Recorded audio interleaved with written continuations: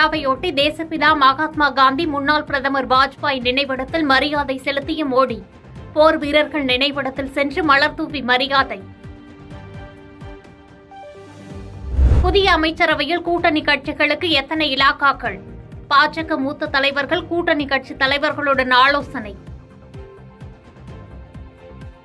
கோவை வனப்பகுதியில் தாய் யானையுடன் சேர்க்கும் முயற்சி தோல்வி.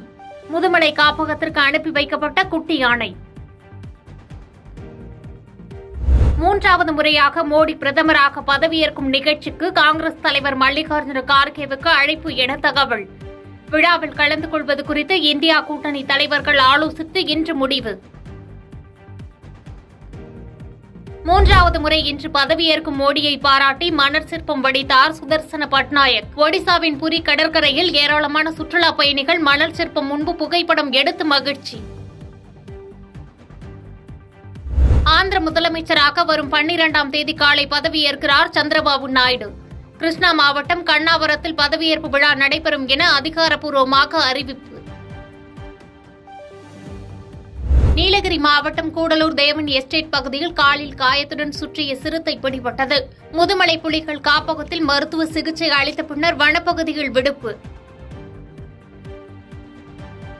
தென்னிந்திய பகுதிகளில் மேல் நிலவும் வளிமண்டல சுழற்சி எதிரொலி. அடுத்த 5 நாட்களுக்கு தமிழ்நாட்டின் ஓரிரு இடங்களில் லேசானது முதல் மிதமான மழை பெய்யக்கூடும் என வானிலை மையம் தகவல். பாஜக அல்லாத கட்சிகளை பிளவுபடுத்த முயற்சிகள் நடைபெறலாம் என மம்தா பானர்ஜி பேச்சு. மோடி பதவியேற்பு விழாவில் பங்கேற்கவில்லை எனவும் தகவல். தமிழகம் முழுவதும் இன்று நடைபெறுகிறது டிஎன்பிஎஸ்சி குரூப் 4 தேர்வு.